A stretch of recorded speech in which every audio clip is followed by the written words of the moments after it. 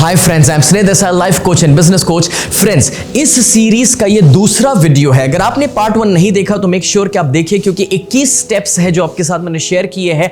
11 steps पहले video में और अब मैं 12वें स्टेप से यहां पर शुरू करूंगा। मगर ये किताब ईट दैट फ्रॉग जिस ऑथर ने लिखी है, ब्रायन ट्रेसी, वो इतने महान इंसान है जिन्होंने अभी तक 90 किताबों को ऑथर किया है, जिसमें से 70 इंटरनेशनल बेस्ट सेलर बन चुकी है। और दोस्तों, मैंने अपनी जिंदगी में 11 किताबें लिखी और मेरी 12वीं किताब मुझे बहुत ज्यादा गर्व महसूस हो रहा है कहते हुए कि मैं ब्रायन ट्रेसी के साथ को ऑथर कर रहा हूं, जिस किताब का नाम है अल्टीमेट सीक्रेट्स टू वेल्थ।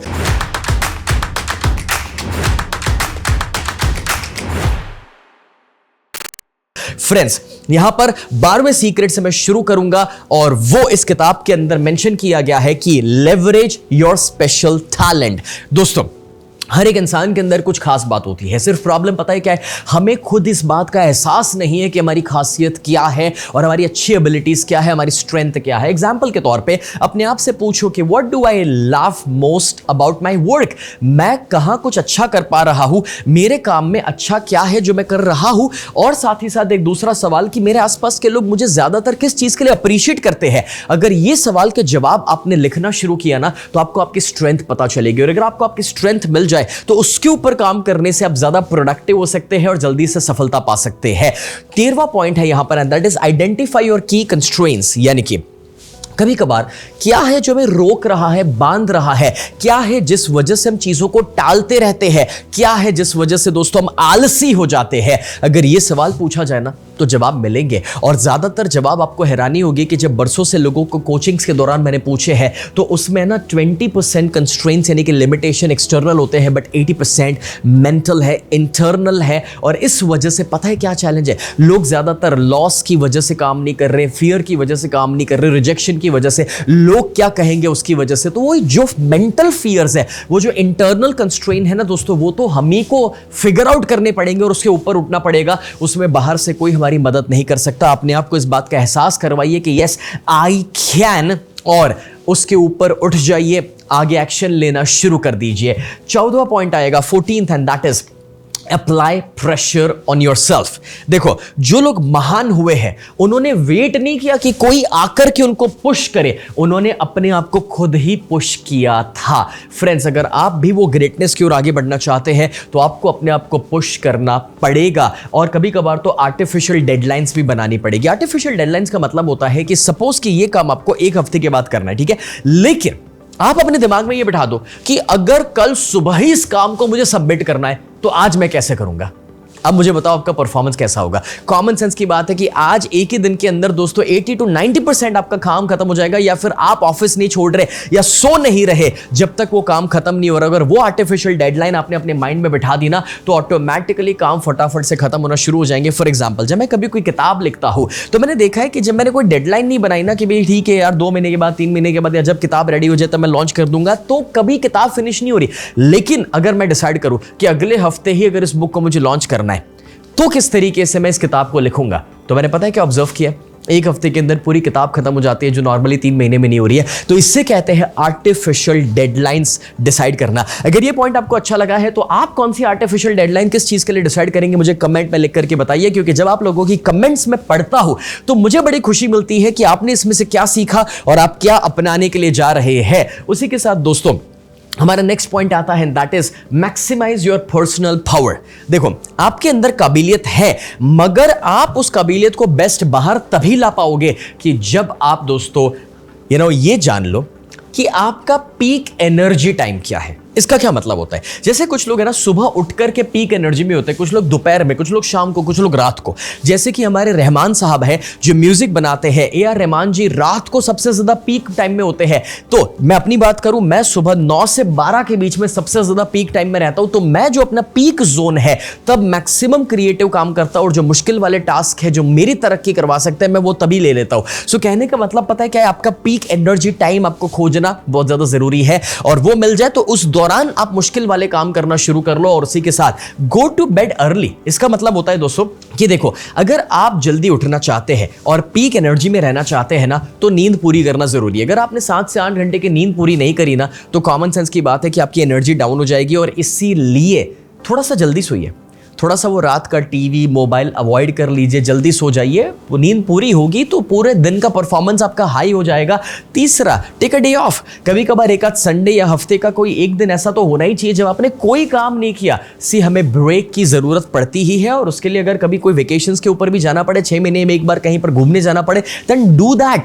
क्योंकि इट इज नॉट अबाउट कि आप रेगुलर बेसिस के ऊपर काम करें, इट्स मोर अबाउट कि आप प्रोडक्टिव होकर के काम करें, और प्रोडक्टिव होकर के काम करने के लिए ब्रेक लेना थोड़ा सा जरूरी हो जाता है दोस्तों।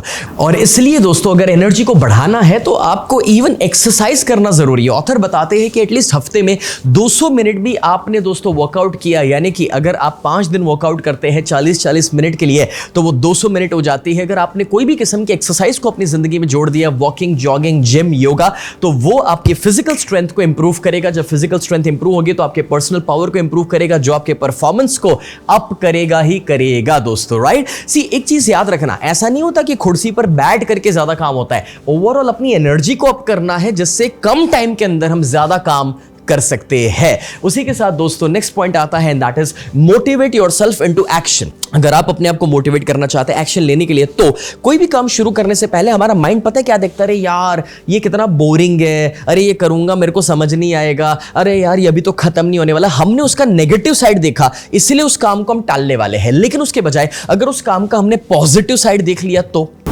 ये बॉटल के अंदर दोस्तों जो पानी है, कॉमन सेंस की बात है, कोई कहेगा आधा खाली है, कोई कहेगा आधा भरा हुआ है, तो भाई आपको क्या देखना, वो तो आपके हाथ में है ना। तो अगर मैं आधा भरा हुआ देखूंगा तो ही तो मैं काम कर पाऊंगा, तो ही तो मेरा माइंडसेट पॉजिटिव होगा। अगर आपको एक्सरसाइज करनी है और आप उसका नेगेटिव पार्ट देखेंगे कि यार मुझे पेन उठाना पड़ेगा, पसीना बहाना पड़ेगा, उसके बजाय अगर आप उसका पॉजिटिव साइड देखें कि यार मैं रेगुलर एक्सरसाइज करूंगा तो मेरा स्ट्रेंथ बढ़ जाएगा, मैं अच्छा दिखने वाला हूं, मेरे लुक्स एनहांस हो जाएंगे, तो ऑटोमेटिकली वो काम करने में आपको ज्यादा मन करेगा, आप उसको टालना नहीं चाहेंगे। समझ आ रहे हैं मैं क्या कह रहा हूं। अगर पढ़ाई है आप उसको टाल रहे हैं क्योंकि आपको वो लग रहा है कि बोरिंग है, उसके बजाय अगर आप विजुअलाइज करें कि ये पढ़ाई करने से एग्जाम में मैं कितना अच्छा परफॉर्म करूंगा और उसके द्वारा मेरे दोस्त, मेरे टीचर्स, मेरे परिवार कितनी खुश हो जाएंगे और वो मुझे आगे करियर में कितना आगे बढ़ने में हेल्प करेगा। अगर आपने पॉजिटिव साइड देख लिया ना, तो आप काम को कभी डिले नहीं करने वाले हैं दोस्तों। And along with that, don't complain. Now this is so big. जो लोग दोस्तों कंप्लेन करते हैं, शिकायत करते हैं कि ये बराबर नहीं है, वो बराबर नहीं है, ये परफेक्ट हो जाए तो मैं ये करूं, मुझे ट्रेनर मिल जाए तो मैं जिम में जाऊं, अगर मुझे कोई कोच मिल जाए तो मैं वो ट्यूशन क्लासेस में जाऊं, कोई मुझे सिखाने वाला मिल जाए तो भाई देखो,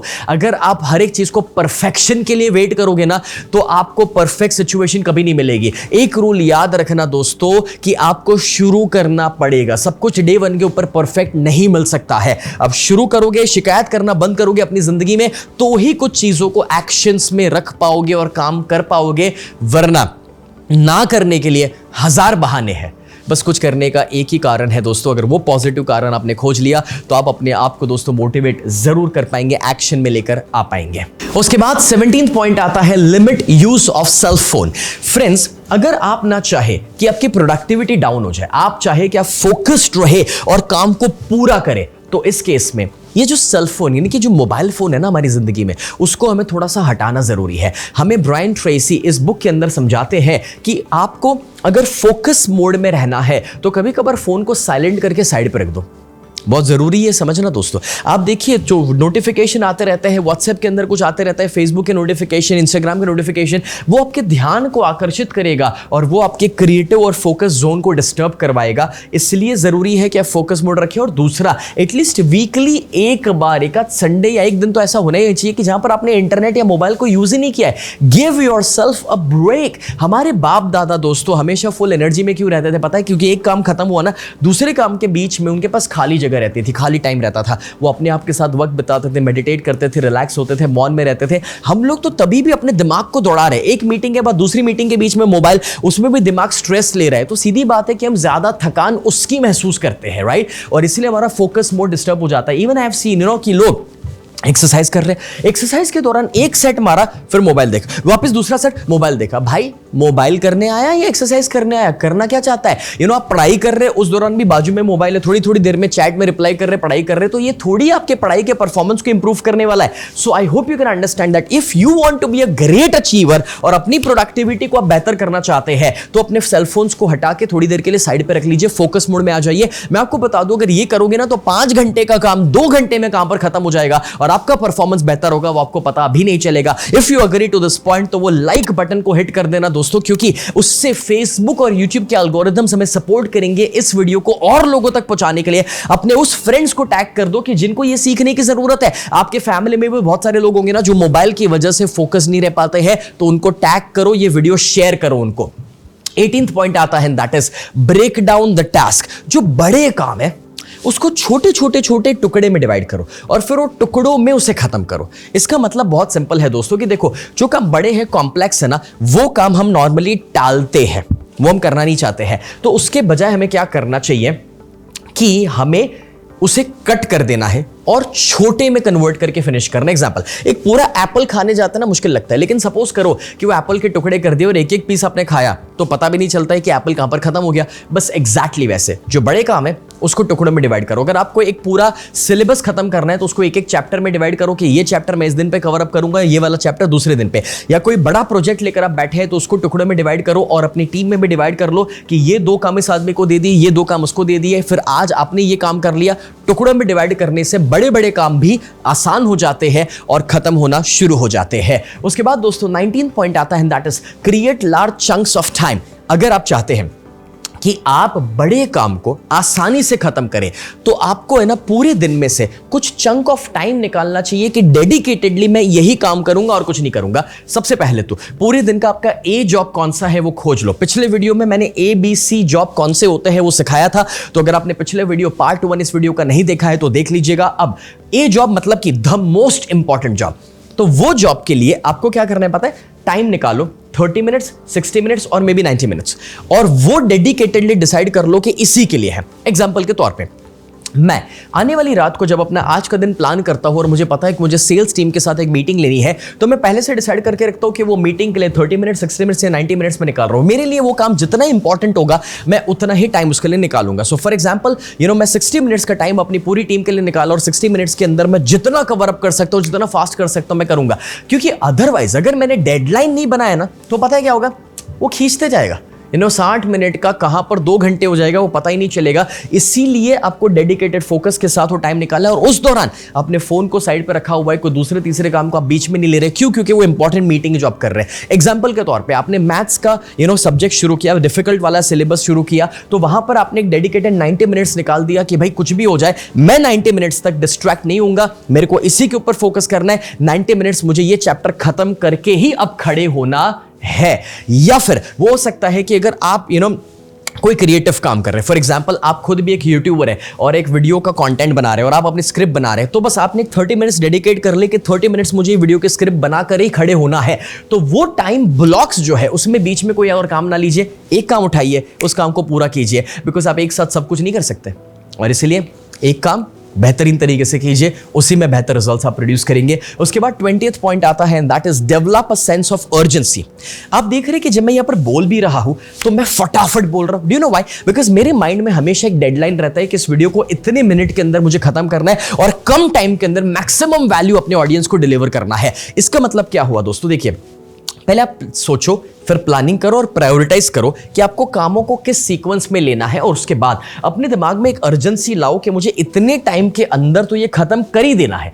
जब आप वो अर्जेंसी अपने अंदर लेकर आएंगे ना तो ऑटोमेटिकली चीजें जल्दी होगी, आप टालना बंद करोगे, टाइम बचना शुरू करेगा। ये कैसी बात है कि अगर आपको एक असाइनमेंट या होमवर्क खत्म करना है और आपने डिसाइड किया ना कि भले 2 घंटे का काम है बट आपके अंदर एक अर्जेंसी है कि मुझे 1 घंटे में खत्म करो और फिर खेलने के लिए जाना है, तो आपने ऑब्जर्व किया होगा कि वो 1 घंटे में हो जाता है। तो वो sense of urgency is very very important. Okay, so आपके दिमाग में हमेशा वो एक अर्जेंसी होनी चाहिए and that helps you, speeds you up. Okay, उसके बाद दोस्तों 21st पॉइंट आता है and that is single handle every task. यानी कि जो काम उठाया बस उसी के ऊपर फोकस करो, मतलब कि don't deviate until it's done. जब तक वो खत्म ना हो जाए कुछ और करना ही नहीं है, डिविएट होना ही नहीं है। इवन जब मैं ये वीडियो रिकॉर्ड कर रहा हूं तो जनरली बीच में मेरे कट्स नहीं आते हैं। क्यों पता है? बिकॉज मेरा एक ही फोकस है कि जब तक अब ये वीडियो खत्म नहीं होता ना, मुझे ना बीच में पानी पीना है, ना कुछ और काम करना, ना मैसेजेस देखने, कुछ नहीं। I am just focus on finishing this video and giving the maximum value I can. मैं ये इसलिए कह रहा हूं क्योंकि आप भी जब एक काम में से बीच में डिविएट हो जाएंगे, मतलब कि भटक जाएंगे, तो पता है क्या होता है? एक्चुअली कोई काम शुरू किया फिर बंद किया, शुरू किया बंद किया, उसमें आपका मोमेंटम ब्रेक हो जाता है। जैसे कि जो मेरा फ्लो बना हुआ है ना वो ब्रेक हो जाता है। आपको पता है अगर इस वीडियो को आपने बीच में बंद कर दिया और वापस आप देखने के लिए बैठे ना तो आप काफी कुछ कनेक्टिविटी भूल जाएंगे। एग्जैक्टली वैसे आपने एक प्रोजेक्ट के ऊपर काम शुरू किया और वो काम आपने बीच में अधूरा छोड़ा, बीच में कोई काम लिया, वापस उस प्रोजेक्ट पर आओगे तो आप जो सोच रहे थे वो आपका फ्लो जो है वो डिस्टर्ब हो जाएगा। समझ में आ रहा है मैं क्या कह रहा हूं यहां पर? सो वो स्टार्टिंग स्टॉपिंग ना किया जाए, एक साथ फोकस के साथ उस काम को निपटा दिया जाए। इसका मतलब होता है कि हमें सेल्फ डिसिप्लिन और कंट्रोल की जरूरत है। आपने एक्सपीरियंस किया होगा कि जब आप खाना खाने बैठे और अगर आप टुकड़े टुकड़े में खाए, तो एक रोटी सब्जी खाया, फिर खड़े हो गए, 10 मिनट कुछ और काम किया, फिर वापस दूसरी रोटी खाने को है, तो आपको लगता है कि उसमें वो सही तरीके से खाना फिनिश भी होगा और आप उसको आपका बॉडी एक्सेप्ट भी कर पाएगा? May be not. So that's what I am talking about कि कोई भी काम जब आपने उठाया तो डिविएट नहीं होना है, फोकस रहना है, उतना सेल्फ डिसिप्लिन और कंट्रोल अब वक्त के साथ अपने अंदर आपको डेवलप करना है। तो दोस्तों ये 21 पॉइंट थे ईट दैट फ्रॉग किताब के अंदर से, जो द ग्रेट ब्रायन ट्रेसी हमें समझा रहे हैं कि अपना टाइम मैनेजमेंट बेहतरीन तरीके से कैसे करना और सबसे इंपॉर्टेंट कैसे चीजों को टालना, आलसी होना बंद करना, प्रोक्रेस्टिनेट करना बंद करना। लेकिन अगर आप आज के वीडियो को एंजॉय किए हैं तो मैं आपको बताना चाहूंगा दोस्तों कि ब्रायन ट्रेसी बहुत जल्द आ रहे हैं हमारे साथ लाइव। 21 अगस्त के दिन एक स्पेशल टॉपिक हमने डिजाइन किया है दोस्तों, 10x योर इनकम। मेरे mentor Sunil Tulsiani, Brian Tracy और मैं खुद तीनों जूम के ऊपर लाइव आ रहे हैं आपको सिखाने के लिए कि आप अपनी इनकम को 10 गुना ज्यादा कैसे बढ़ा सकते हैं। 21 अगस्त 2022 के संडे के दिन दोस्तों ये वर्कशॉप होने जा रहा है जूम के ऊपर शाम को 5 बजे से। और पहली बार ब्रायन ट्रेसी जो इंग्लिश में बोलेंगे उसे हम हिंदी में भी ट्रांसलेट करेंगे, लाइव डबिंग उसका होने वाला है। So this is going to be a game changer for you. It's an very powerful workshop. इस वर्कशॉप की पूरी जानकारी पाने के लिए और रजिस्टर करवाने के लिए आप जा सकते हैं 10xincome.snehadesai.com। कहां पर? 10xincome.snehadesai.com। यहां पर जाके आप दोस्तों रजिस्टर करवा सकते हैं और अगर आपको और डिटेल में जानकारी चाहिए तो आप मेरी टीम को कांटेक्ट भी कर सकते हैं and my team can help you. Friends, अगर इस वीडियो को आपने एंजॉय किया, मेक श्योर कि आप उसे शेयर कर रहे हैं और हमारे पेज को फॉलो और सब्सक्राइब करना ना भूलिएगा, क्योंकि हर हफ्ते ऐसे 2 पावरफुल वीडियोस हम आपके साथ शेयर करते हैं जो आपकी लाइफ के अंदर एक पॉजिटिव चेंज को क्रिएट कर सकते हैं। Thank you so much.